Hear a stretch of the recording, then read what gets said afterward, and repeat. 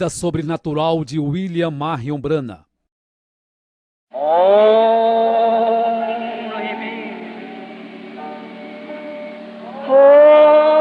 me, only me,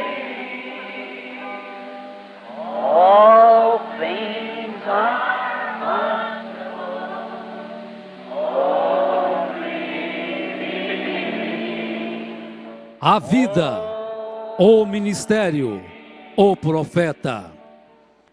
Esta é uma história que fala de um homem que, acima de tudo e de todos, decidiu seguir as pegadas sangrentas de Cristo, preferindo por um pouco de tempo padecer afrontas, do que, por um pouco de tempo, sentir o gozo do pecado. Only me, all things are 1909. Ella Branham casou-se aos 14 anos com Charles Branham, de 18, ambos descendentes de irlandeses, em 1907, após se conhecerem em um rodeio. Desta união nasce o primeiro filho, chamado William Marion Branham, no dia 6 de abril de 1909, em uma cabana de madeira próxima a Burkesville, nas colinas de Kentucky, Estados Unidos da América. Os seus pais desde já o apelidaram de Billy. Na manhã do seu nascimento, por volta das 5 horas, quando Charles abriu a janela, havia um pássaro em um pequeno arbusto ao lado cantando, e uma luz amarela esverdeada entrou girando e pairou sobre sua cama. A sua avó e duas vizinhas que tinham feito o parto não souberam responder para sua mãe o que era aquilo. Pensaram ser algum reflexo da luz do sol em um espelho, mas logo depois de procurarem, detectaram que não tinha o espelho ali. Pelo trabalho frequente de lenhador, Charles era obrigado a estar longe de sua esposa e filho durante a semana. Naquele outubro de 1909, um temporal o encurralou em um acampamento longe de casa. Ela, 4 meses grávida de seu segundo filho, preocupava-se enquanto seu suprimento ia se acabando. Vários dias após a tempestade passar, um senhor que era vizinho percebeu que já não estava mais saindo fumaça da cabana dos Branhams. Então resolveu ver o que havia acontecido. Ele bateu, mas não teve resposta. Quando ele tentou abrir a porta, percebeu que estava trancada por dentro. Com muito esforço, conseguiu forçar a abertura da porta. O que ele encontrou no interior o fez estremecer. Ela e seu bebê estavam amontoados na cama, quase mortos de frio e fome. Apressadamente o vizinho agarrou o machado e foi até a floresta. Voltando com suficiente lenha para aquecer a cabana, sem encontrar comida, foi até sua casa e retornou com o máximo de mantimentos que podia carregar. E isto foi o que os manteve vivos até a chegada de Charles. 1910. Em março de 1910, Charles e Ella Branham tiveram seu segundo filho, Edward Branham. 1911. No início de 1911, Ella Branham deu à luz ao seu terceiro filho, que se chamou Henry Branham. No outono deste ano, Charles estava numa festa quando houve uma briga. Um robusto valentão chamado William Yarbrough derrubou um amigo de Charles no piso, pulou sobre ele, puxou sua faca e estava prestes a cravá-la em seu coração, quando Charles com uma faca lhe perfura o peito e o deixa sangrando, porém ainda vivo. E assim, no espaço de uma tarde, Charles Branham desapareceu, deixando sua esposa sozinha na mata para defender-se por si própria e a seus 3 bebês. Billy tinha 2 anos e meio, Edward tinha 1 ano e meio e Henry tinha apenas 6 meses. Nesta idade de 17 anos, Ella Branham percebeu que Charles havia deixado uma parte dele mesmo com ela. Ela estava grávida novamente. 1912. Na primavera de 1912, quando Billy estava com um pouco mais de 3 anos, a sua primeira visão aconteceu. Ele estava bem atrás de sua casa brincando com seu irmão mais novo, Edward. Quando ele percebeu que havia um pássaro de peito ruivo cantando em uma árvore ali perto, ele deu um passo à frente e o pássaro voou, e de onde o pássaro estava veio um som como um vento agitando as folhas. Então uma voz estrondou da árvore, uma voz humana muito clara, a qual disse: Você viverá perto de uma cidade chamada New Albany. Billy, assustado, correu e contou para sua mãe e perguntou onde era este lugar. E sua mãe logo respondeu que era uma cidade indiana, cerca de 160 quilômetros de onde moravam. Porém, sua mãe não acreditou naquela história. Várias semanas depois, chega uma carta de Charles dizendo que ele havia encontrado trabalho fixo numa cidade chamada Utica, em Indiana, e que esta cidade se localizava a 16 quilômetros a nordeste de... Ela Branagh parou repentinamente e olhou com espanto a seu filho com 3 anos de idade. Como poderia ser isto? Rapidamente Billy pergunta: Onde, mamãe? Onde é Utica? Ela disse lentamente: Billy, nós vamos morar a 16 quilômetros a nordeste de New Albany, Indiana. Em maio de 1912 nasce o 4º filho do casal, chamado Melvin Branagh. 1913. Na primavera de 1913, Charles consegue um emprego em Jeffersonville, Indiana, com um dono de destilaria. Apesar de receber pouco, tinha a vantagem de morar sem precisar pagar aluguel. Sua cabana situava numa colina de frente para o rio Ohio e a aproximadamente 5 quilômetros de New Albany. 1914. Em maio de 1914 nasce o 5º filho do casal, chamado Edgar Lee Branagh. 1916. Em setembro de 1916, Billy, com 7 anos, e Eduardo, com 6, começaram a estudar na escola Utica Pike, que era uma típica escola rural de uma única sala. A senhora Temple seria a professora deles por muitos anos. O primeiro uniforme de Billy foi uma improvisação de um paletó que era de Charles, e ela Branagh o costurou e fez umas calças. Nesta época, Billy começou a perceber que sua família era pobre, pois todas as crianças se vestiam melhor e comiam sanduíches, doce ou bolo para a sobremesa, enquanto ele comia somente feijão e alguns dias não comia coisa alguma. Nesta época, apesar de gostar muito de pescar com seus colegas, Billy foi forçado a deixar a pesca e participar do plano de seu pai de fabricar uísque escondido, pois naquele estado não era permitido o consumo de bebida alcoólica. Charles então fabricava escondido e vendia para alguns vizinhos sedentos de bebida. Numa tarde, quando Billy foi buscar água para seu pai fabricar o uísque, parou no meio do caminho para descansar à sombra de uma grande e prateada árvore de álamo. Lágrimas escorridas misturadas com poeira estavam estampadas em seu rosto quando algo aconteceu. Aparentemente parecia ser apenas o barulho do vento soprando entre as folhas da árvore. Olhou para cima e as folhas não estavam em movimento. Tampouco havia sequer sinal de vento. Levantou-se, caminhou uma pequena distância, olhou novamente para cima. Então ouviu aquele ruído novamente e notou que bem no meio da árvore havia um redemoinho do tamanho de um barril agitando seus galhos, e o vento parecia estar soprando sobre as folhas de um lugar específico da árvore. E o barulho já estava bem mais forte. De repente, em meio deste redemoinho, uma voz estrondou da árvore, uma profunda e audível voz dizendo: Nunca fumes, nem bebas, nem de maneira alguma corrompa o seu corpo, porque tem uma obra para ti quando tiveres maior idade. Saiu correndo e contou para seus pais, e disse que nunca mais passaria por aquela árvore novamente, e ele nunca mais passou.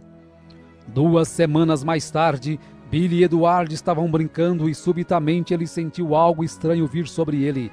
Então ele parou e sentou-se ao lado de uma árvore à margem do rio Ohio.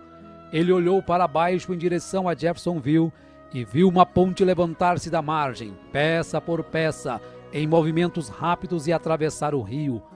Viu também que durante sua construção, parte da ponte caía, causando a morte de 16 homens, desaparecendo nas águas escuras. Novamente, quando ele conta a história para sua família, ninguém acredita, a não ser sua mãe, que começa a ligar os fatos desde o seu nascimento. 1917. 1917 foi um difícil ano para Billy na escola. Muito pobre, sem condições de uniforme digno, sem sapatos para usar. Um dia a professora ficou curiosa em saber por que Billy insistia em usar um casaco em um dia tão quente. Como ele não estava com camisa por baixo, disse que estava com frio. Então ela pediu que ele se sentasse próximo à lareira para aquecer, pois só podia estar doente. Gotas de suor formaram em sua fronte e escorriam por sua face, mas ele não contou o segredo para evitar risadinhas que já estavam sendo frequentes acerca de suas vestimentas. 1923. Em maio de 1923, nasce o 8º filho do casal Branagh, chamado Howard Branagh, que se junta a Charles Jr. de 4 anos, Jesse de 7, Edgar de 9, Melvin de 11, Henry de 12, Eduardo de 13 e Billy com 14. Nesta época, Billy fazia armadilhas para apanhar animais e ajudar a colocar comida em casa, pois para seu pai estava difícil sustentar 8 filhos, principalmente no inverno. Os Branaghs tinham uma má reputação nos arredores de Jeffersonville, por isso Billy frequentemente era evitado pelas pessoas. E ele sabia que era porque seu pai e seus tios eram uma turma desagradável de fumantes, mascadores de fumo, que jogavam, bebiam e fabricavam bebidas alcoólicas clandestinamente.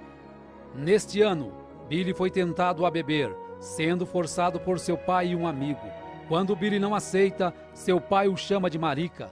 Billy, enfurecido, pegou a garrafa para colocar na boca, quando aquele redemoinho começou a soprar, o fazendo lembrar daquela grande voz.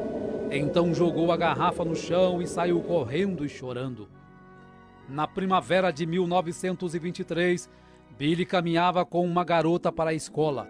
No caminho de volta para sua cabana, 5 garotos o ameaçaram por estar caminhando com aquela garota e bateram em Billy até quase o deixar inconsciente. Billy foi direto para casa, pegou um rifle Winchester calibre 22, carregou com 16 balas, e então foi para um ponto da estrada onde ele sabia que os garotos passariam. Dando passos detrás do arbusto, Billy barrou o caminho deles com seu rifle apontado e engatilhado. Ele disse calmamente: "Qual de vocês quer morrer primeiro?" Os 5 garotos ficaram pálidos e gritaram em terror. Billy disse: "Não choraminguem, porque todos vocês vão morrer um por um." Ele puxou o gatilho, a bala não disparou. Rapidamente Billy empurrou o ferrolho e forçou uma outra armação na câmara. E também falhou. Nesta hora, os 5 garotos já estavam gritando e correndo e pulando atrás de árvores. Billy, com toda a intenção de matá-los, manteve-se puxando o gatilho tão rápido quanto podia fazer a ação, mas cada bala falhou. Os 5 garotos tinham ido longe. Espalhadas no chão ao lado de Billy estavam 16 balas. Ele as pegou, as colocou de volta na arma. Então apontou seu rifle para uma árvore e começou a puxar o gatilho. Desta vez cada uma disparou. Billy permaneceu no meio da estrada fervendo com raiva enquanto lágrimas corriam em sua bochecha inchada. No verão daquele ano, quando terminaram as aulas, Billy foi embora para casa para nunca mais voltar à escola. Numa tarde de outono de 1923, Billy estava caminhando para casa com seu primo Jimmy Poole, com o qual havia caçado alguns pássaros. De repente, um rifle de Jimmy disparou acidentalmente, explodindo nas pernas de Billy a queima-roupa.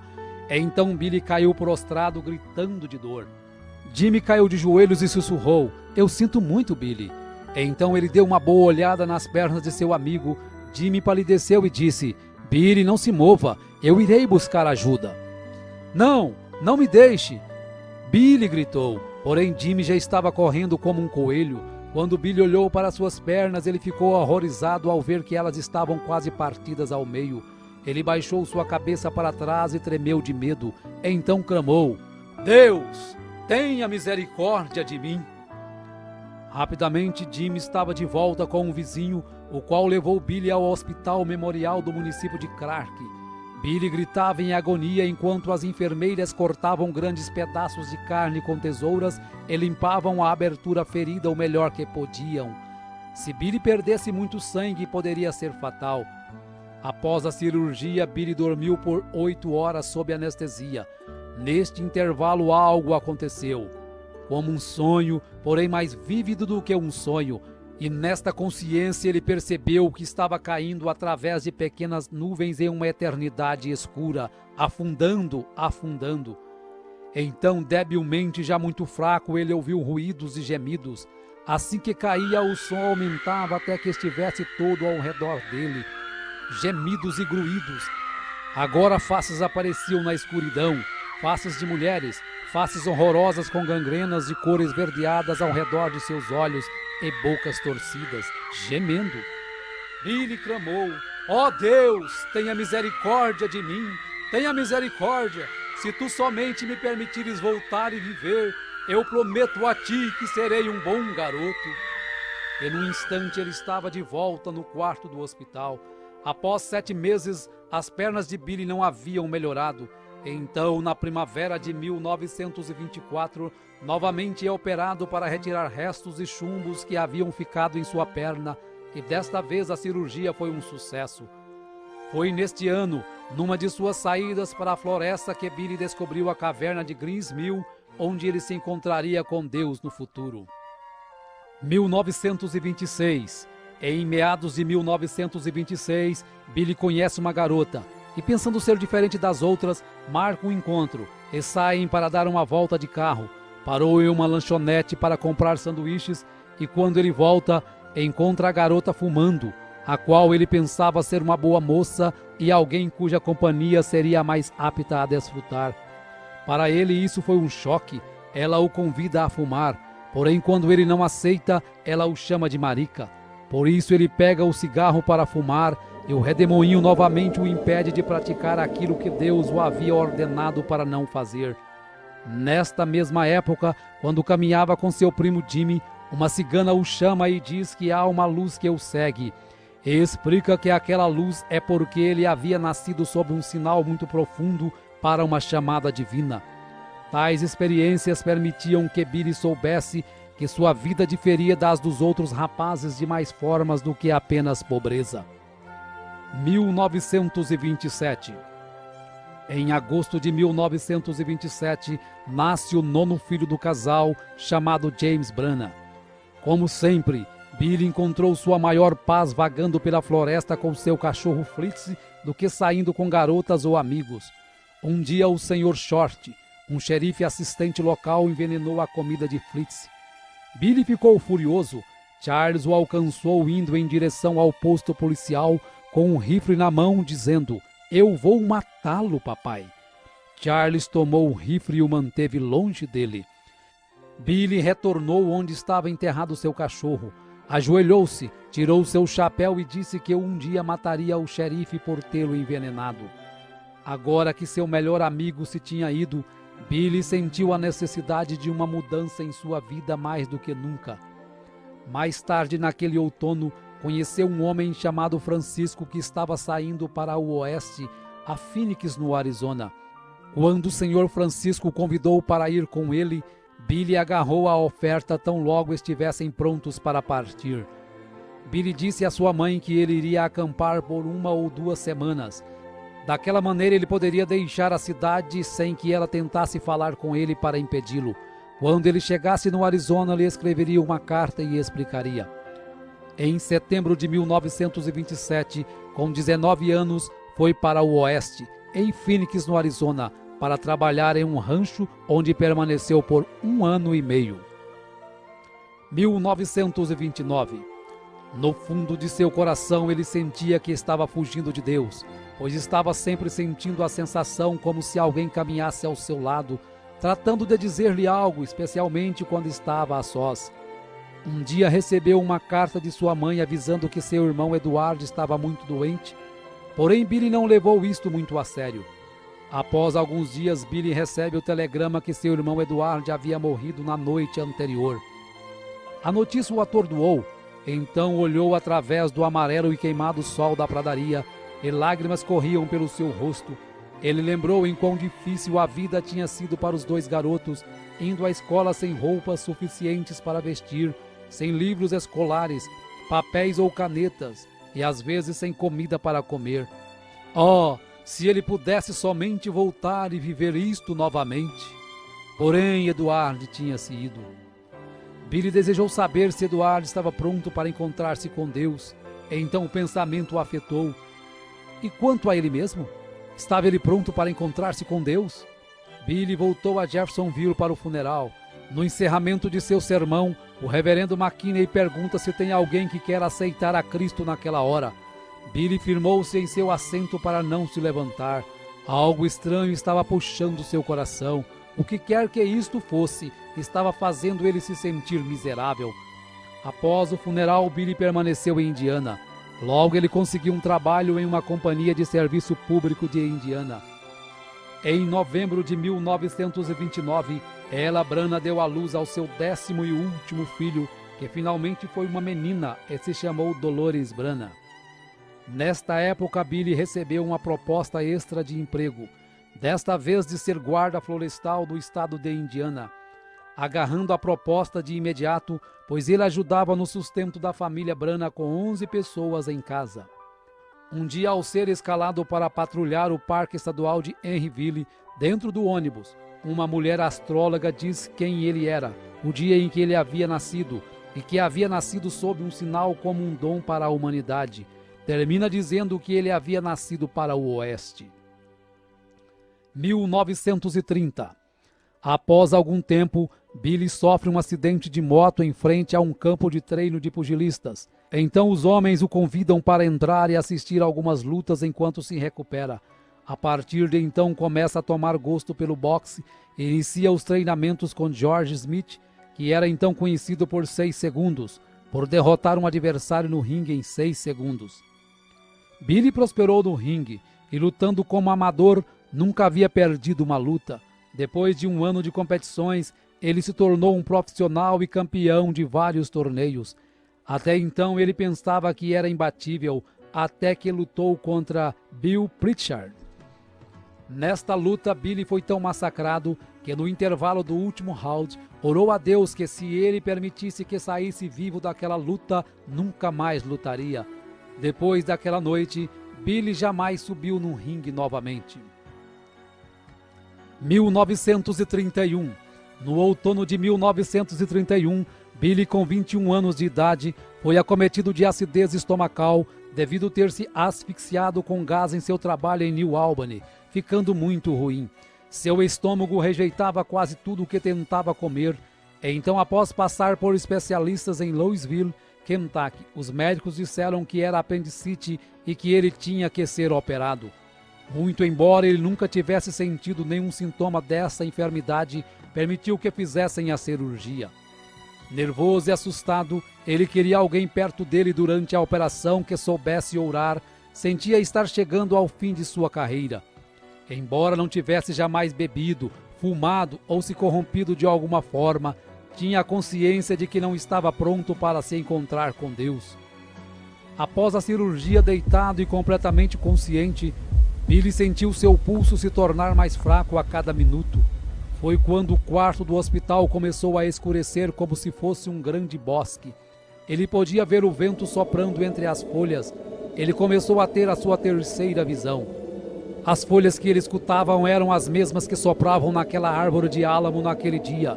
Porém, desta vez a voz disse: "Nunca bebas, nem fumes, nem corrompa seu corpo de maneira alguma. Eu tenho te chamado, porém tu não tens me atendido." Estas palavras se repetiram por 3 vezes.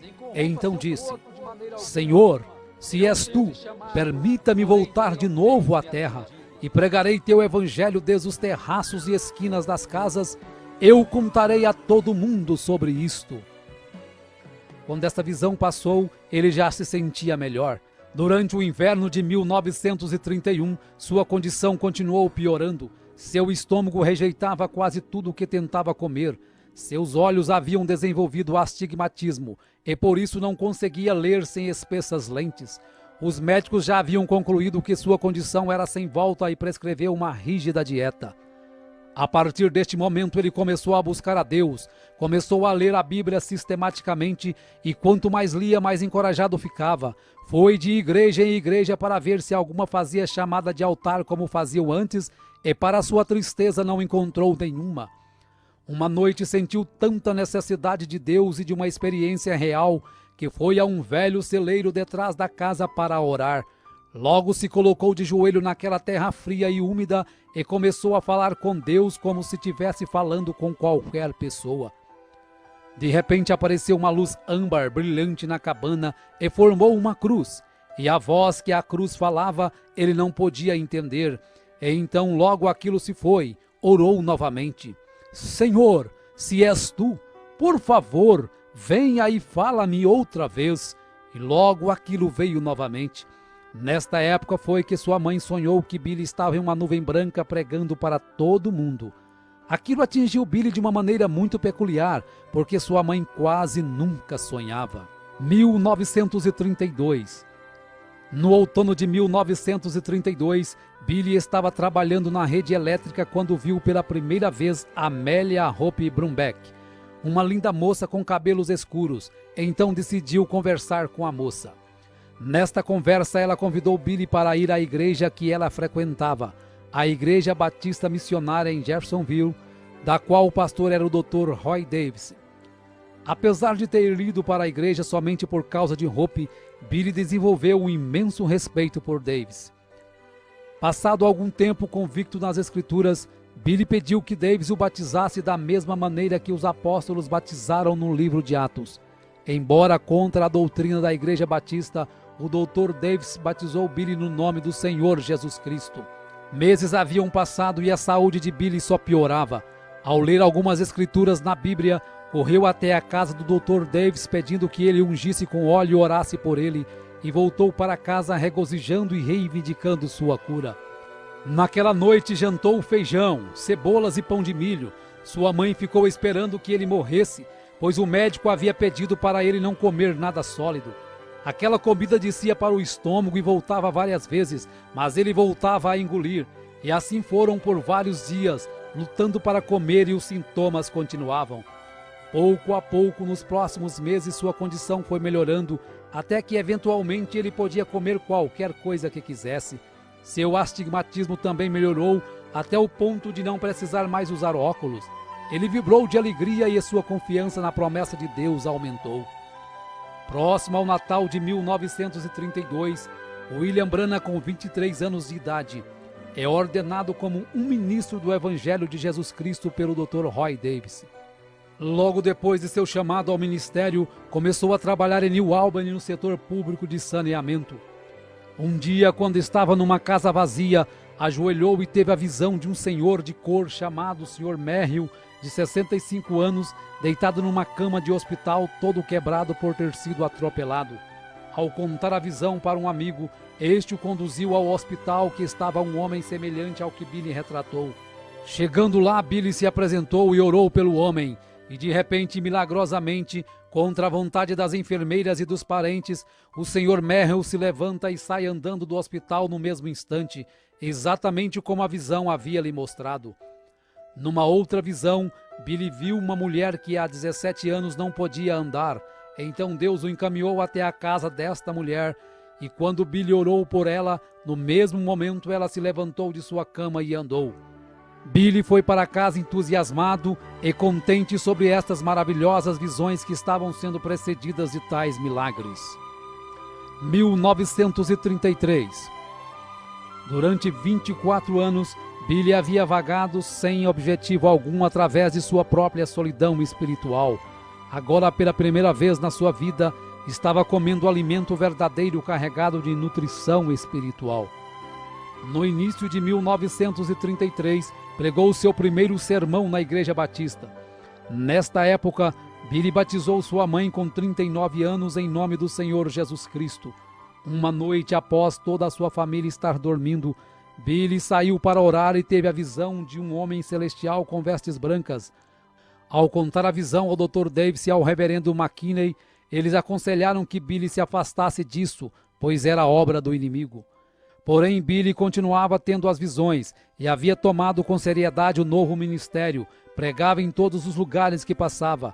Uma das primeiras pessoas que guiou a Cristo foi o Sr. Short, o oficial que tinha envenenado ao Fritz, seu cachorro de caçada. Billy pregou na Igreja Batista por apenas 3 meses. até que um desacordo por não concordar com o Dr. Davis em ordenar mulheres para o púlpito o forçou a se desligar da Igreja Batista. Tão logo alugou um salão maçônico para as reuniões, as pessoas começaram a se converter e já o consideravam como seu pastor. Em junho de 1933, alugou uma tenda de circo para uma campanha de avivamento em Jeffersonville. No domingo antes de começar a campanha, Billy recebe as 7 visões do que aconteceria com o mundo nos próximos anos. Inspirado por estas visões, Billy pregou com grande aflição nas noites da campanha, e isto fez com que cada dia as pessoas lotassem mais a tenda, ao ponto que numa escola dominical, Billy pregou para aproximadamente 1000 pessoas. Ao terminar, fez o apelo para quem queria render sua alma a Cristo e ser batizado. Era 11 de junho de 1933. William Branham deixou a tenda rumo ao rio Ohio com mais de 1000 pessoas o seguindo. Destas, 200 pessoas para serem batizadas. Quando o irmão Branham batizava a 17ª pessoa, uma bola de fogo desceu sobre sua cabeça e dela uma voz familiar saiu. Assim como João Batista foi enviado como precursor da minha primeira vinda, tua mensagem precursará a minha segunda vinda.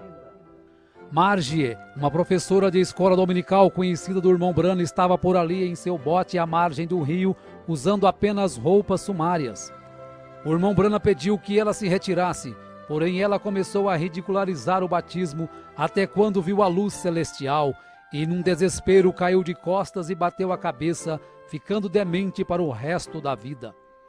Após a campanha, o salão maçônico alugado já não suportava mais a quantidade de pessoas que frequentavam as reuniões. Então o irmão Branham orou até que Deus mostrou para ele um terreno pantanoso na esquina da rua 8ª com a rua Penn. Em julho de 1933, os alicerces foram levantados e a pedra angular colocada, juntamente com um tambor, com moedas, lembranças, petições e a folha da Bíblia do irmão Branham em 2 Timóteo 4, de acordo com o que o anjo mandara ler. Em setembro de 1933, é finalizada a construção do tabernáculo Branham. Mesmo tendo sua congregação, o irmão Branham continuou frequentando a Igreja Batista para escutar o Dr. Davis e principalmente para ver Hope. 1934. Após alguns meses de timidez, tentativas e mais tentativas, Billy havia encontrado na sogra uma barreira para o seu casamento.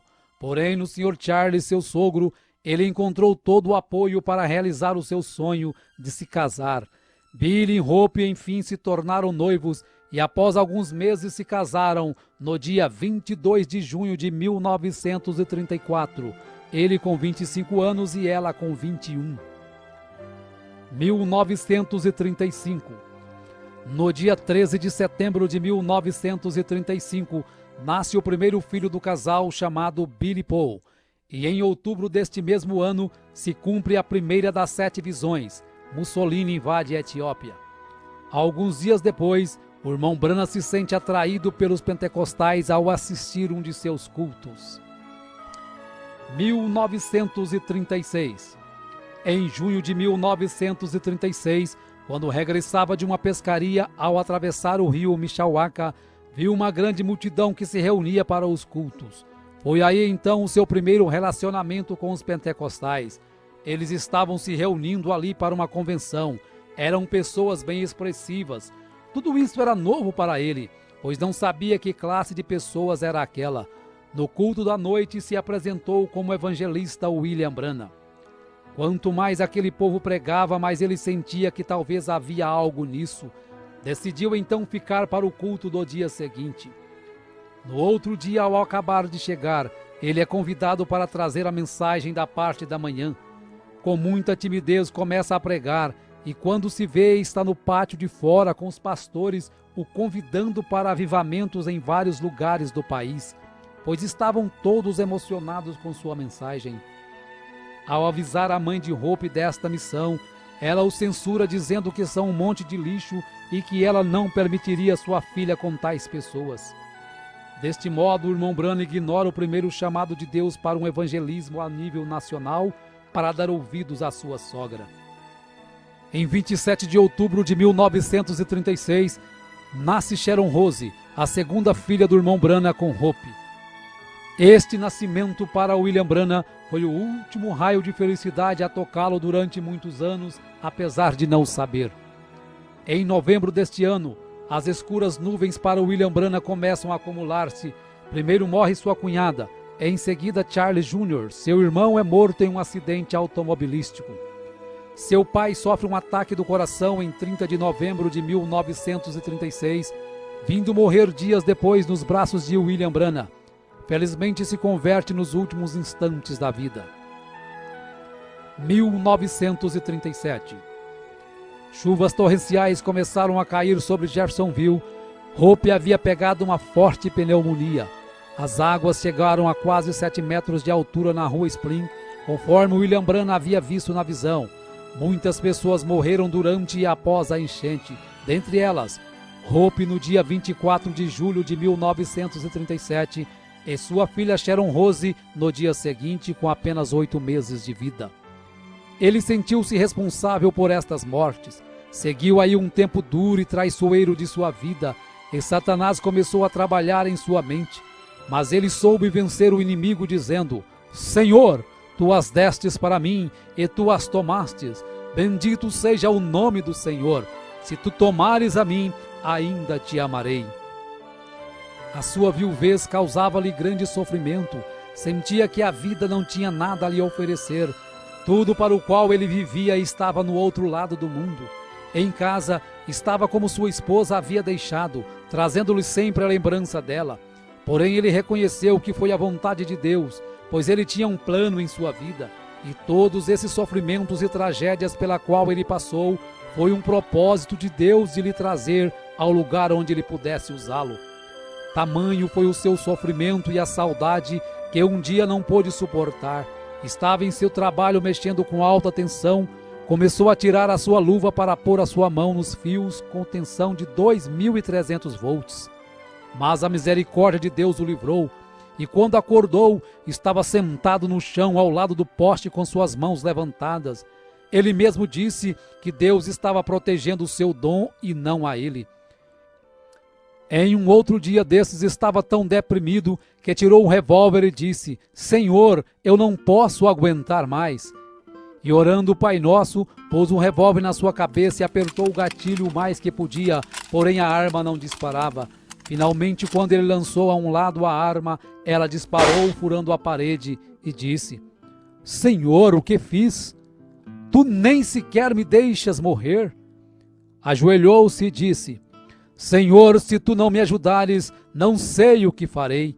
Estás me partindo em pedaços. De repente caiu num profundo sono onde teve a visão da sexta dimensão, onde ele viu sua pequena Sharon, já uma bela jovem com mais ou menos 18 anos, e sua esposa Hope em seu palácio. E quando ele se aproximou, ela lhe mostrou a cadeira que ele não pôde pagar e os credores haviam lhe tirado lá na terra. Então ela disse que esta estava paga. A visão terminou quando Hope o pediu para não se preocupar, pois ela e Sharon estavam melhores do que ele.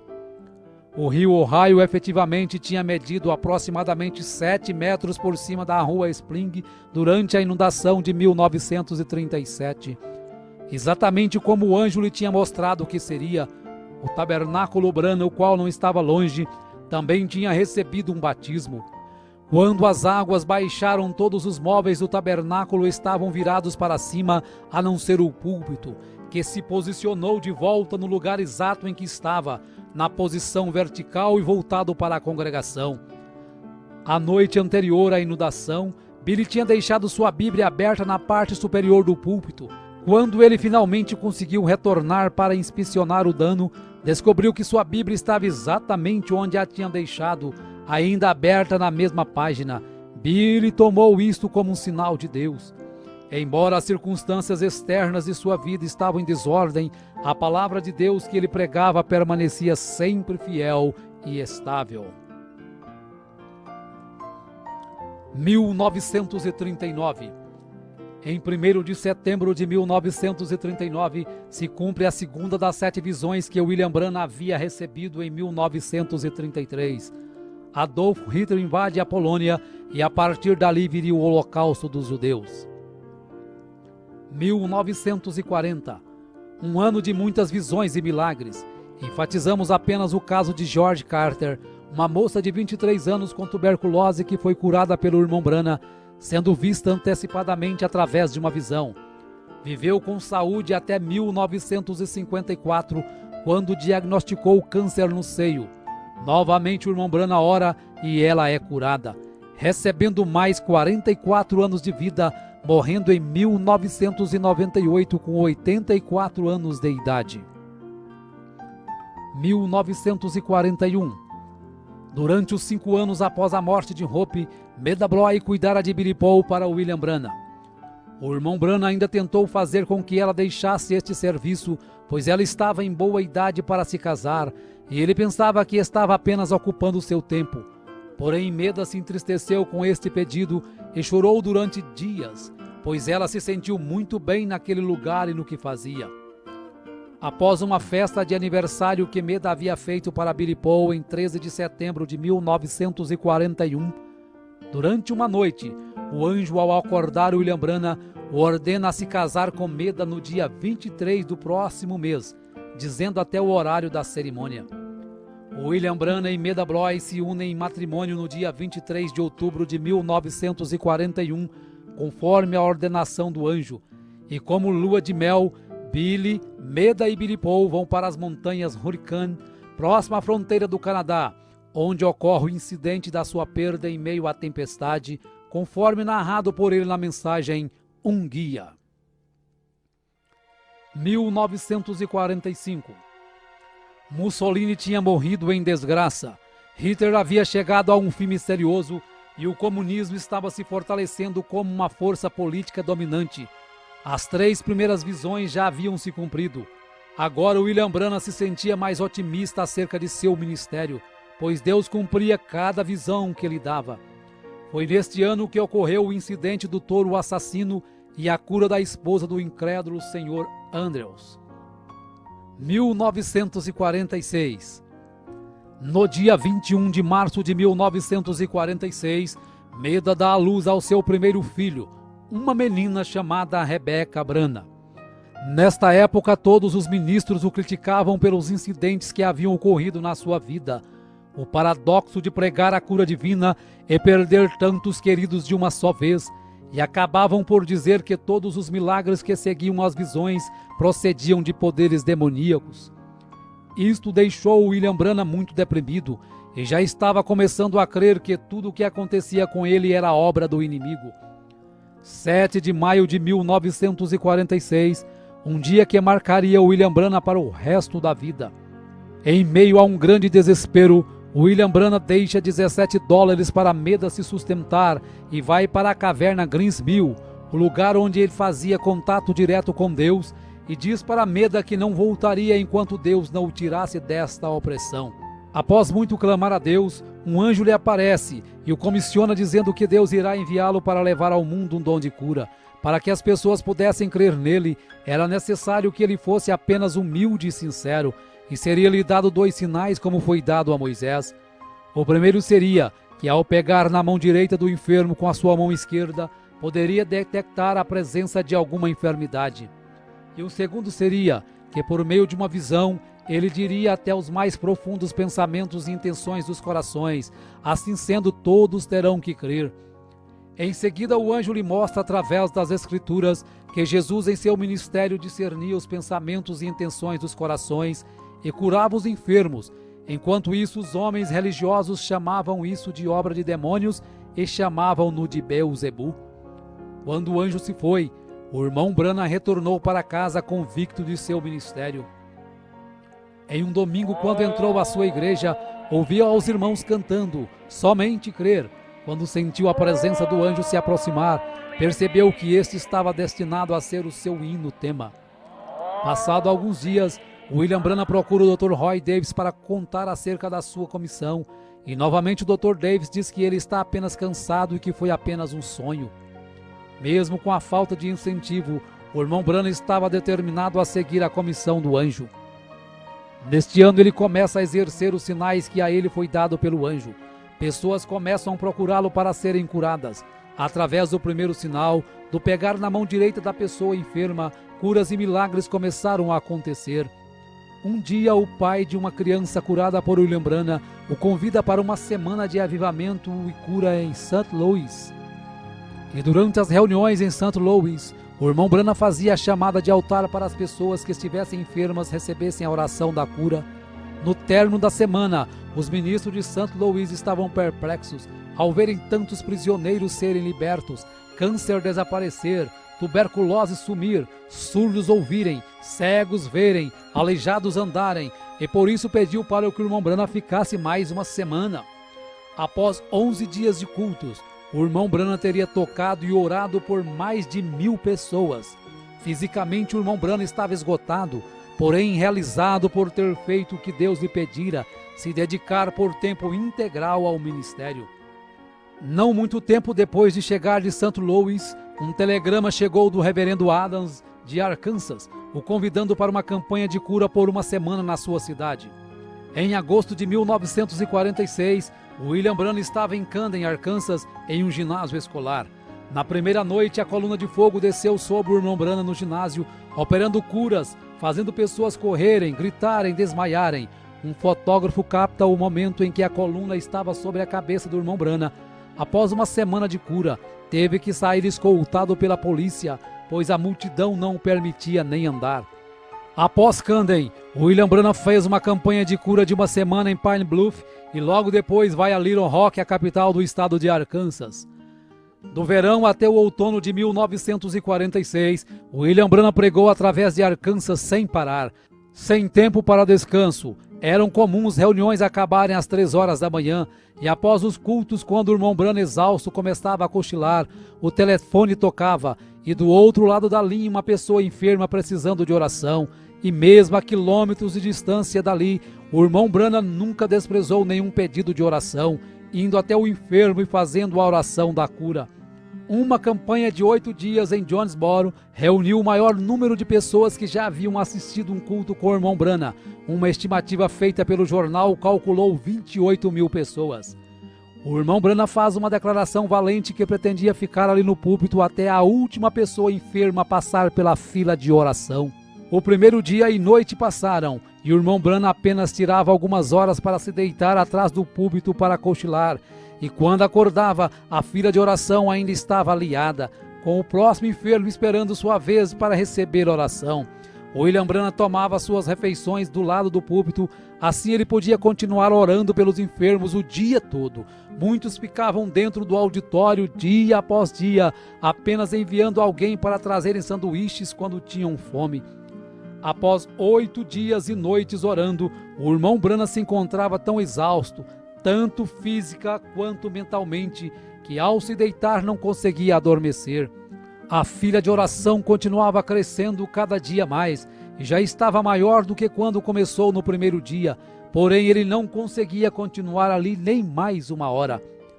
Após 3 meses de campanha, William Branham volta para casa com 9 quilos a menos. Quando chegou em casa, havia aproximadamente 200 pessoas o aguardando, pois em todas as reuniões ele deixava seu endereço, para que quando alguém precisasse de oração, viesse até Jeffersonville em sua casa. Orou por estas pessoas até 2 horas da manhã, mesmo quando tentou dormir, carros continuavam chegando à sua porta por toda a noite. 1947.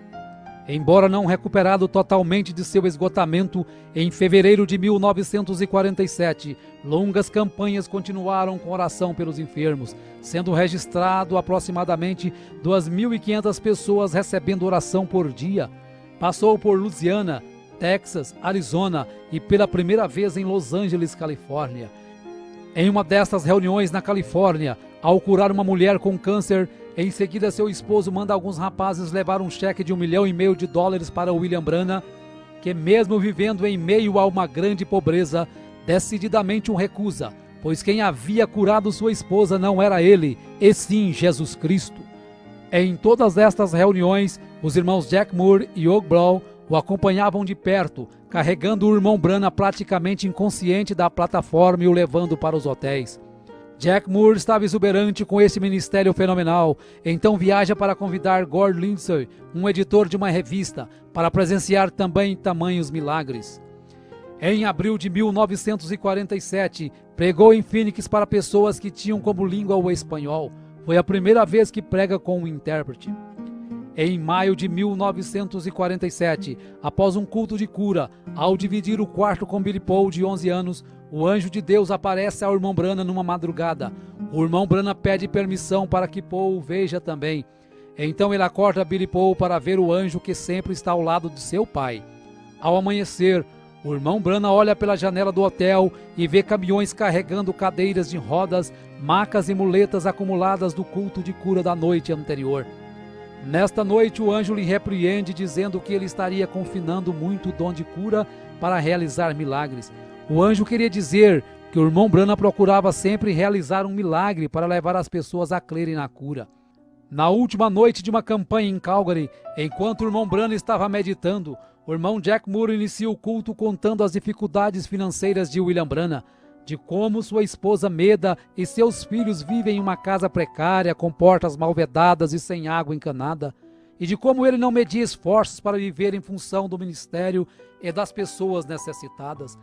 Então ele dá uma oportunidade para os irmãos darem uma oferta de amor, que seria exclusivamente para comprar uma nova casa para o William Branham.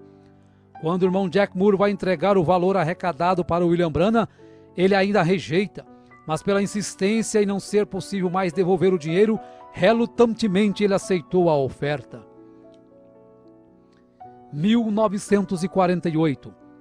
Em janeiro de 1948, quando o irmão Branham estava indo para uma campanha na Califórnia, recebe a visão de um menino sendo ressuscitado e pede para que todos anotem esta visão na página branca da Bíblia, pois não sabia quando nem onde aconteceria.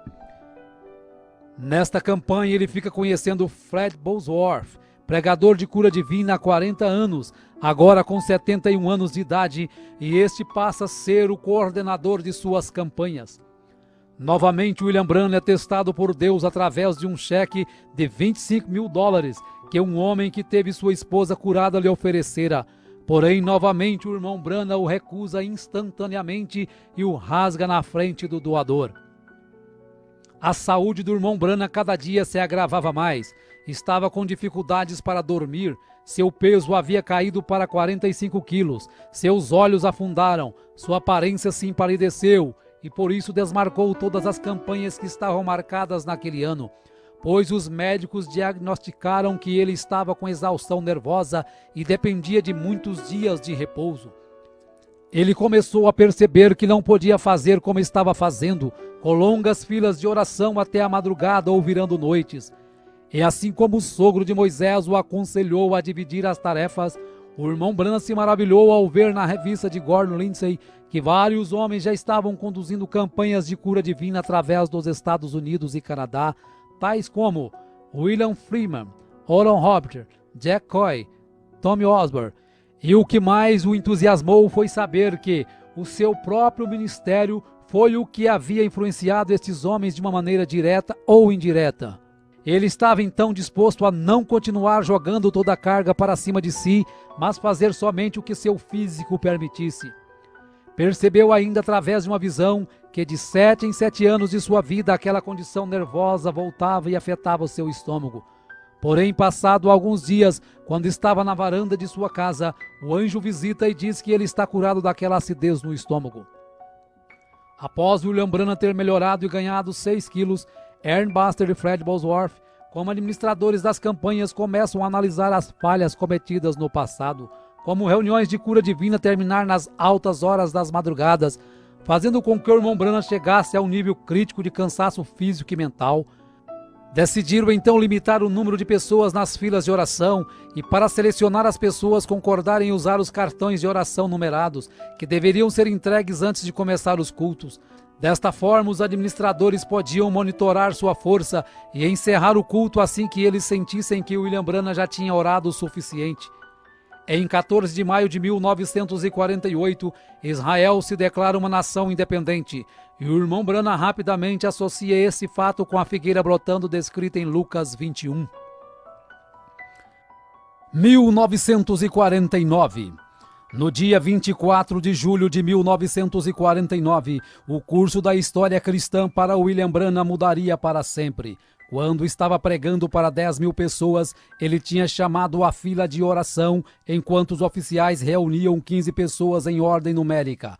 Quando chegou a primeira irmã para receber a oração, o irmão Branham já não fez como sempre havia feito nos cultos de cura, segurando a mão direita da pessoa enferma, mas simplesmente começou a ter visões de episódios que haviam acontecido e que aconteceriam com aquela pessoa.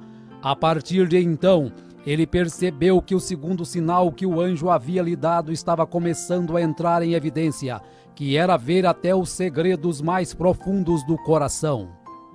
Algumas pessoas criam na visão e outras pensavam que era telepatia ou algo arranjado. Numa campanha em Windsor, com aproximadamente 8.000 pessoas, no final da fila de oração, um jovem sem enfermidade tenta desmascarar o irmão Branham. Diz que tem tuberculose e que quer ser curado. Porém, Deus mostra a trama ao irmão Branham e ele diz que a partir daquele momento o jovem teria realmente tuberculose para o resto da vida. Isto leva o jovem ao desespero, porém já é tarde demais. Aquelas visões o enfraqueciam muito, por isso 20 visões por noite já faziam o irmão Branham tremular de fadiga. Milhares de cartas chegavam de vários lugares com pedidos de oração. Não sendo mais possível atender tantas cartas, ao ler o livro de Atos no capítulo 19 e ver que o apóstolo Paulo orava pelos lenços, ele sentiu de fazer o mesmo. Porém, como não tinha condições de comprar tantos lenços, ele cortava um grande lençol em pedaços, orava por cada um, e seus administradores, Fred Bosworth e Ernie Buster, enviava por carta de volta para cada pedido de oração, explicando na carta para o enfermo que deveria guardar seu pano orado na Bíblia na passagem de Atos 19. Não passou muito tempo quando começaram a chegar cartas com testemunho das pessoas que haviam recebido os panos orados. Uma campanha em Fort Wayne, Indiana, quando acabara de curar uma criança com pólio, a organista, ao ver isto, levantou suas mãos e gritou, enquanto sobrenaturalmente as teclas do piano continuaram sozinhas a tocar o mesmo hino. Nesta mesma noite que John Ryan, um velho homem cego, é curado, porém sua cura só é efetivada alguns dias depois, quando estava na barbearia. 1950. Em janeiro de 1950, os administradores do irmão Branham agendaram uma campanha de 17 noites em Houston, Texas. Embora muitos ministros da cidade contribuíram para as reuniões, Dr. Best, um ministro local, colocou um grande anúncio no jornal criticando o irmão Branham e a cura divina. Dr. Best queria um desafio em público para provar que cura divina não existia. Então o irmão Branham envia Fred Bosworth em seu lugar para o debate que aconteceria no Coliseu Sam Houston, no Texas. O William Branham assistiu o debate em um lugar do auditório disfarçado, e após Bosworth e Best muitos se debaterem, o anjo se aproxima do irmão Branham e fala para ele descer até a plataforma. Era 24 de janeiro de 1950 e o Dr. Best havia contratado alguns fotógrafos do estúdio Douglas para desmascarar o irmão Branham como impostor. E quando o irmão Branham começou a falar sobre o seu nascimento sobrenatural e o dom de cura que Deus havia lhe dado, aquele ralo de luz desceu e pairou sobre sua cabeça. Enquanto isso, os fotógrafos rapidamente aproveitam para fotografar o momento em que a luz estava sobre ele. No estúdio Douglas, quando foram revelar as fotos, todas estavam queimadas, exceto uma, a que tinha o halo de luz pairando sobre a cabeça do irmão Branham. Quando levaram a foto para mostrar a William Branham, humildemente ele diz que se sente muito honrado por Jesus ter permitido ser fotografado ao seu lado. Gordon Lindsay então pede uma análise do negativo da foto e George Lacer, um agente do FBI, conclui que a foto é realmente sobrenatural, sendo posteriormente publicada em várias revistas dos Estados Unidos. Na manhã seguinte ao debate, uma carta de Durban, África do Sul, chega às mãos de William Branham, o convidando para ir orar por Florence Nightingale, que se encontrava com câncer em estado terminal, pesando 22 quilos. Porém, haviam muitas campanhas antes de poder ir à África. No dia 6 de abril de 1950, William Branham, Ern Buster, Jack Moore, Gore Lindsay e Howard Branham embarcam em um avião rumo a Londres, Inglaterra, para orar pelo rei George VI. Quando desembarca, fica sabendo que Florence Nightingale estava ali também, pois ela havia ficado sabendo da sua passagem em Londres. Após orar pelo rei, foi até o lugar que estava Nightingale, orou por ela e disse que quando Deus a curasse, seria o sinal de que ele deveria ir até Durban, na África do Sul. Porém, o anjo lhe avisou também que havia uma armadilha preparada para ele nesta campanha da África. Em 14 de abril de 1950, William Branham aterrissa na Finlândia para uma campanha. Em 21 de abril, após o almoço, quando estavam descansando, percebe um acidente no qual um carro havia atropelado 2 garotos. Um havia morrido instantaneamente e o outro estava em coma no hospital. Após alguns minutos observando, estavam todos muito abalados, inclusive o irmão Branham. Sem perceber, algo começa a deixar o William Branham inquieto, e quando começa a olhar em volta, pede para que Lindsay e Murray olhem rapidamente na página branca de suas Bíblias acerca da visão que ele havia contado na América. Então começam a folhear a Bíblia e lentamente leem o que eles tinham escrito 2 anos antes. Cabelo castanho, olhos castanhos, entre 8 e 10 anos de idade, pobremente vestido em roupas estrangeiras, desfigurado devido a um acidente, uma terra com pedras sobrepostas e árvores, e percebem que é exatamente a cena que havia sido descrita na América. Então o irmão Branham se sente confiante e corajosamente desafia a todos os homens e mulheres que ali estavam, dizendo: se este garoto não viver nos próximos poucos minutos, vocês podem prender uma placa em minhas costas dizendo que eu sou um falso profeta. Se ajoelhe durante a oração, aquele pequeno garoto que outrora estava morto e desfigurado se colocava de pé em perfeito estado. Após alguns dias, cura também a outra criança que havia sido atropelada e estava em coma no hospital. Em seguida, a comitiva Branham vai até a Suécia, depois Noruega e retorna ao Texas. Após 1 mês no Texas, decide voltar para casa. Ao partir de Dallas, no Texas, fortes tempestades o obrigam a pousar em Memphis, e o avião fica em terra por 18 horas, enquanto o irmão Branham sai para curar o filho de uma senhora de cor que havia passado a noite orando.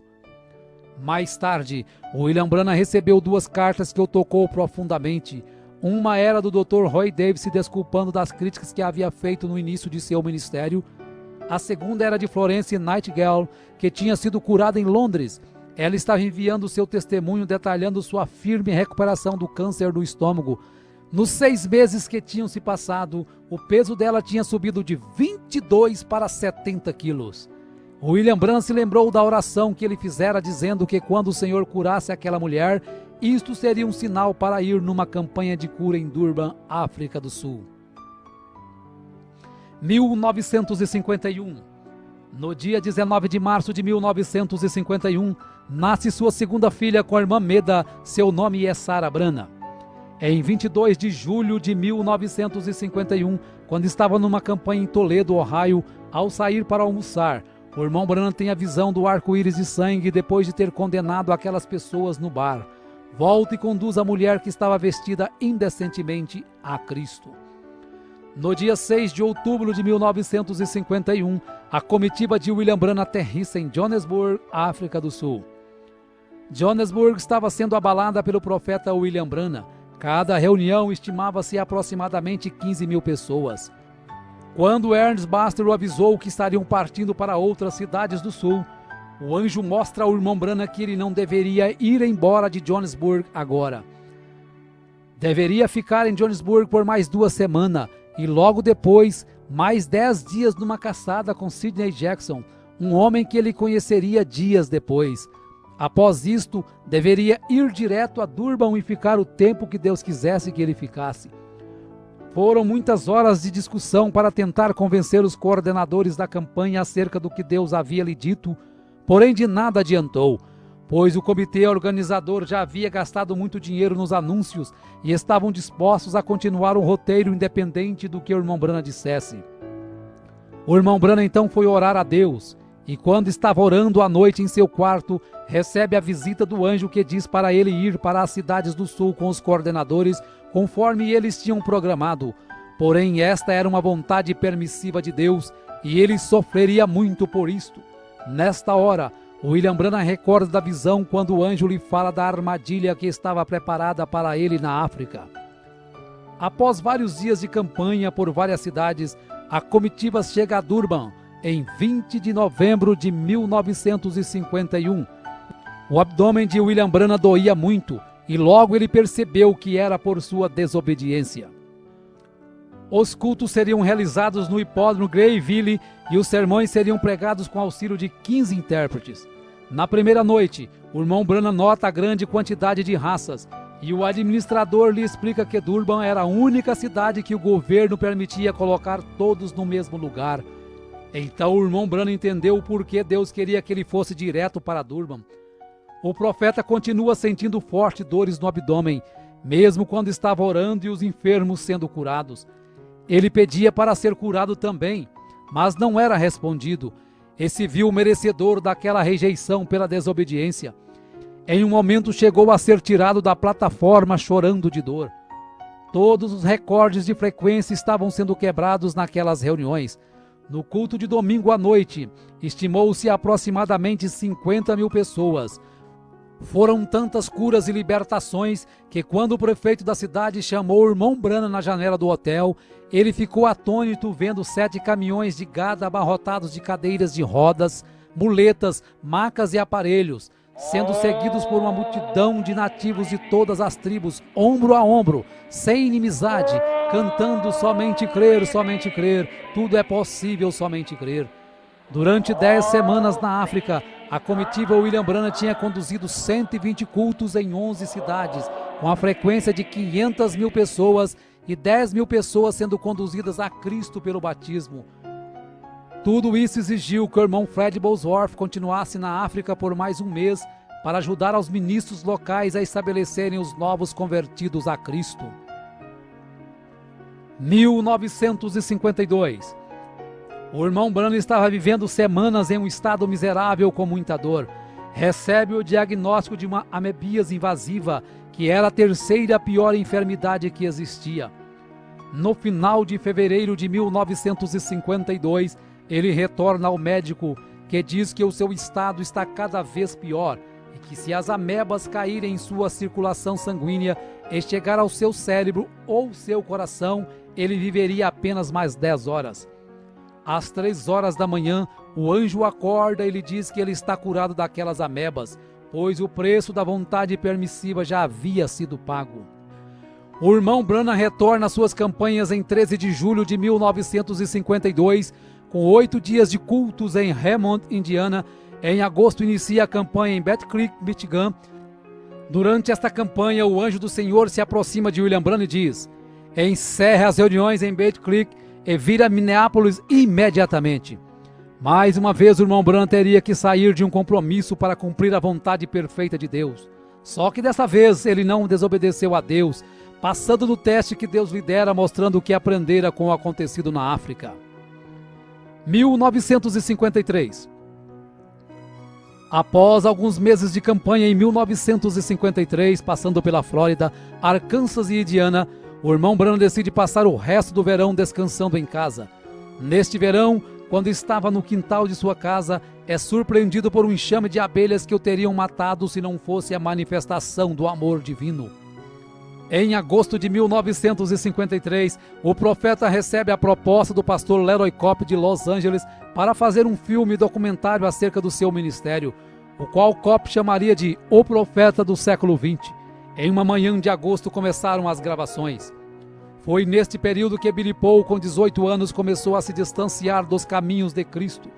Mesmo sendo aconselhado por seu pai, decidiu tomar o caminho errado. Após algum tempo de rebeldia, se encontra na cama de um hospital, quando o anjo ordena que William Branham vá até ele. No quarto do hospital, o irmão Branham avisa que é ele que tem que orar, pois ele que pecou. Após sua oração, ali mesmo Billy Paul é curado e levado de volta para os caminhos de Cristo. 1954. Em setembro de 1954, começou sua terceira viagem além-mar, voando para Portugal. Saindo de Portugal, voou para Roma, na Itália, onde tinha uma audiência marcada com o Papa. porém a cancelou logo que lhe foi descrita as formalidades de beijar o seu anel e chamá-lo de Santo Pai. Saindo de Roma, voou até Cairo, no Egito, onde visitou as pirâmides. No dia seguinte, seu entusiasmo havia crescido, pois estava indo para Jerusalém. Porém, quando estava esperando o voo no aeroporto, o anjo lhe diz para não ir, porque ainda não era a hora e a Palestina não era seu lugar. Não seria fácil, mas ele teve que ignorar todos que o aguardavam na Palestina e obedecer ao mandado de Deus. Então ele remarca sua passagem para Atenas, na Grécia. Partindo da Grécia, voou para a Arábia Saudita e dali para Bombai, na Índia. Em Bombai, o público supera todos os recordes de todas as reuniões já presenciadas pelo irmão Brana. O prefeito estimou 500 mil pessoas em um só culto. Ao voltar da Índia, com o corpo exausto, em outubro vai para as montanhas do Colorado caçar e retorna ao lar reanimado corporalmente. 1955. Após 7 anos de evangelismo internacional, ele estimou que 500 mil pessoas tinham aceitado a Cristo como seu Salvador e não era possível estimar quantos milhões receberam a cura através de suas orações. Já que suas campanhas de cura divina atraíam multidões internacionais, ele sempre pregava sermões simples, esperando minimizar as críticas e aumentar a aceitação. Sabendo que Deus estava lhe chamando para ensinar mais doutrina, em janeiro de 1955, pregou 13 vezes em 11 dias na Igreja Filadélfia de Chicago, Illinois. Vários sermões doutrinários foram entregues e, entre eles, o princípio e o fim da dispensação gentílica. A partir de então, ele sabia que seu novo compromisso era passar mais tempo em cada campanha, ensinando fundamentos da Bíblia. Isso, sem dúvida alguma, estava fazendo algumas pessoas se sentirem desconfortáveis. Sob a coordenação de Jack Moody e Hugh Brown e com Billy Paul na distribuição dos cartões de oração, o irmão Branham fez várias outras campanhas, entre elas Phoenix, Arizona, quando teve a visão de Adão saindo do jardim do Éden com Eva por sua própria vontade, e em seguida foi orar pelos índios apaches em São Carlos. Em 4 de março de 1955 foi a Los Angeles, Califórnia, e lá percebeu que filmes e apresentações de televisão estavam distanciando muitas pessoas das coisas de Deus, pois a frequência em suas campanhas estavam caindo nos últimos 3 anos. A cura divina já não estava sendo tão acreditada, por ter surgido tantos charlatões com todos os tipos de teorias e sentimentos estranhos e chamando isto de sinais de Deus. William Branham percebe que a igreja pentecostal estava se esfriando muito, estavam começando a criar grupos e denominações, então começa a luta para levar o povo a viver a verdadeira vida cristã acima de qualquer dogma ou denominação. Em 1950, o irmão Branham ouve uma voz dizer que ele teria um filho, e este se chamaria José, apesar de ter tido apenas 2 filhas, e o médico dizer que Meda não poderia mais gerar filhos. No dia 19 de maio de 1955, nasce seu 3º filho com Meda, chamado José Branham. Em 18 de junho de 1955, William Branham aterrissa em Zurique, na Suíça, com a programação de falar por 9 dias. Estima-se 50 mil pessoas que aceitaram a Jesus como seu salvador pessoal durante esta campanha. Após sua campanha em Zurique, William Branham passa alguns meses descansando com sua família e no dia 24 de julho de 1955 prega a mensagem Espíritos Sedutores, pois percebe que os ministros não pregavam contra a carnalidade e alguém tinha que fazer aquilo. Alguns dias depois, cura a gambá que havia sido atropelada e estava parada na sua porta. A convite de um pastor, em 11 de abril de 1955, William Branham e seus coordenadores voam para uma campanha em Karlsruhe, na Alemanha, e em seguida vão para Lausanne, na Suíça. No final da campanha, 40 ministros se ajuntaram para uma entrevista com William Branham no saguão do hotel. Após algumas perguntas, os fotógrafos que estavam presentes, ao perceberem o halo de luz sobre a cabeça do irmão Branham, tiram 4 fotos sequenciais, sem a ajuda do flash, mostrando claramente a mesma coluna de fogo que guiou o povo de Israel na saída do Egito. Após a última campanha do ano em San Fernando, na Califórnia, uma visão mudaria o curso do seu ministério. O anjo aparece e lhe fala de como ele deveria ganhar as almas para Cristo e lhe mostra as 3 puxadas. A primeira foi quando ele tomou as pessoas pela mão e pôde sentir as vibrações de suas enfermidades. A segunda foi o discernimento que lhe permite saber os segredos dos corações. E a terceira será algo mais reservado, não será um show público. Esta visão o deixa muito inquieto e preocupado, pois ainda não sabia o que seria a terceira puxada. 1956.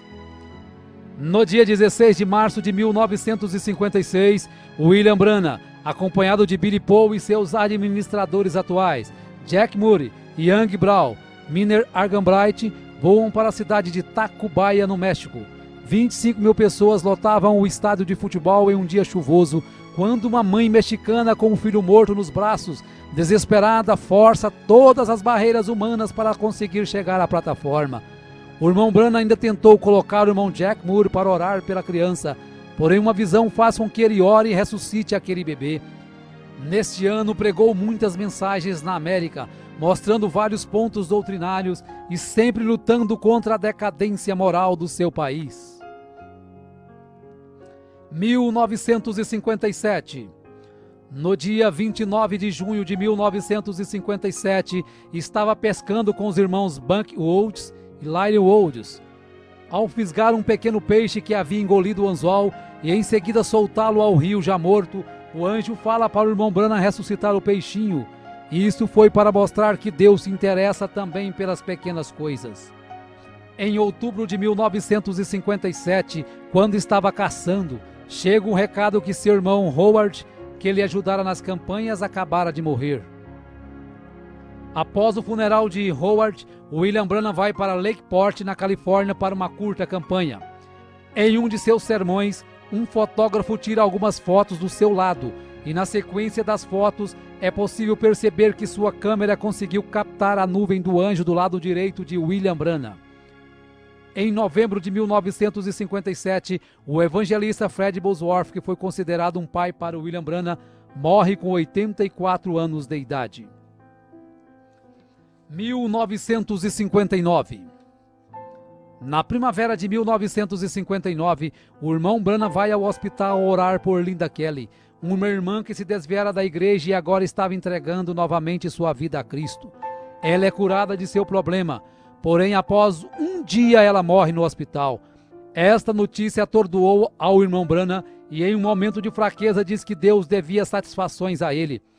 Após 4 meses, ele recebe a visão de um piquenique no ano passado, quando Deus poupou a vida de Linda de morrer afogada, por ela não estar com a alma pronta para partir. Por isso Deus concedeu mais um tempo de vida para ela se preparar. Ao receber a visão, William Branham se entristeceu muito por ter cobrado satisfações de Deus. Então vai até a casa da mãe da moça e conta a visão, explicando que havia chegado a hora para Linda partir. Um dos fardos mais pesados na vida de William Branham em 1959 foi a contínua luta com a Receita Federal, acerca de cheques que ele recebia para as campanhas. Por ser tão pressionado, chega a dizer que não está em casa quando seu advogado, o Sr. Orbison, liga para uma conversa. Imediatamente, arrependido do que fez, vai ao escritório do seu advogado e pede perdão, dizendo que mentiu quando pediu para dizer que não estava em casa. Isto elevou ainda mais a estima que o Sr. Orbison tinha por ele, e apesar de se sentir bem melhor, na manhã seguinte vai ao Greens Mill para pedir perdão a Deus.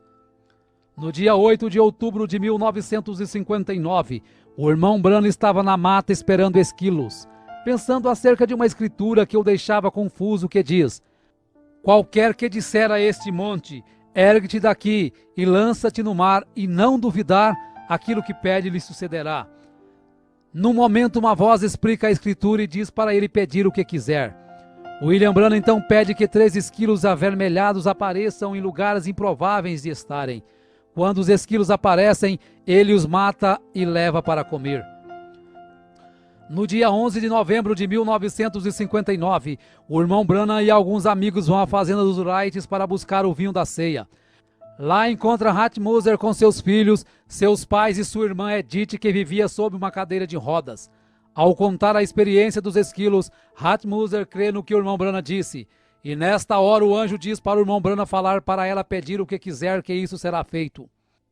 Após alguns instantes, ela ignora qualquer quantia em dinheiro, ignora sua irmã na cadeira de rodas e pede a conversão de seus 2 filhos, que imediatamente se convertem a Cristo e recebem o batismo no nome do Senhor Jesus Cristo. 1960. No dia 8 de maio de 1960, às 7 horas da manhã, quando o irmão Branham ainda estava deitado, o anjo o levou a ver além da cortina do templo. No momento seguinte, ele estava numa planície e milhares de pessoas corriam em sua direção gritando: "Nosso precioso irmão!" Todos pareciam ter não mais de que 20 anos. Ele ficou confuso e o anjo lhe disse que eram seus convertidos na terra. Uma moça o abraça e quando ele diz que não a conhece, o anjo diz que esta era uma senhora de 90 anos que ele havia conduzido a Cristo na terra. Após algum tempo vê Hope, depois o seu cavalo Prince e o seu cachorro Fritz. E o anjo diz que tudo o que ele mais amava na terra estava ali. Quando fica sabendo que ele seria julgado juntamente com seu povo, se entusiasma por saber que o apóstolo Paulo também seria, e tudo que Paulo pregou ele havia pregado. De repente ele estava de volta naquele velho corpo deitado, mas dali em diante sua vida nunca mais seria a mesma. 1963. Em 28 de fevereiro, em Tucson, no Arizona, 7 anjos de Deus em formação de pirâmide compõem uma nuvem sobrenatural. E o irmão Branham, juntamente com o irmão Fred Sotman e o irmão Gene Norman, estavam ali como 3 testemunhas. Diversos observatórios fotografaram a nuvem e a fotografia foi publicada na página 112 da revista Life em 28 de maio de 1963. Em março deste mesmo ano, essa aparição precedeu a abertura dos selos, que ocorreu nos dias 17 a 24 de março de 1963. A revelação dos 7 selos é o que confirmou seu ministério como sendo o ministério do 7º anjo de Apocalipse 10:7 e do Elias de Malaquias 4, 5 e 6. Seu ministério foi marcado por visões, milhares de curas, milagres e maravilhas. Seria impossível estimar a quantidade de pessoas conduzidas a Cristo. Cegos enxergaram, surdos ouviram, câncer caiu na plataforma, tuberculose desaparecia e várias outras enfermidades eram abolidas. O que muito admirou a muitos dos seus coordenadores foi que durante todas as suas campanhas nunca precisou pedir dinheiro para custear nenhuma delas, pois ele prometeu a Deus que permaneceria no campo enquanto Deus suprisse suas necessidades. Quando conheceu as mansões que Oral Roberts e T.L. Osborne haviam construído com o dinheiro arrecadado durante as campanhas, se sentiu indigno por ter apenas alguns dólares em sua conta bancária e saber que o ministério destes homens haviam saído do seu ministério. Porém, Deus se aproxima e diz ao irmão Branham: "Eu sou a sua porção." 1965. No dia 18 de dezembro de 1965, o irmão Branham estava retornando de Tucson, no Arizona, a Jeffersonville, Indiana, e havia programado ao retornar pregar sobre um tema intitulado A Trilha da Serpente. Na viagem estava Billy Paul com sua esposa Lois, seu filho Paul e José Branham em um carro, e no outro carro logo atrás estavam William Branham com sua esposa Meda e sua filha Sarah. Era aproximadamente 7:30 da noite, quando o carro do irmão Branham colidiu de frente com outro veículo, conduzido por 2 mexicanos embriagados, que estavam dirigindo na contramão e com o farol esquerdo queimado. Quando Billy Paul olhou no retrovisor e percebeu o acidente, volta e encontra morto um dos rapazes mexicanos, e sua família em estado muito grave presa às ferragens.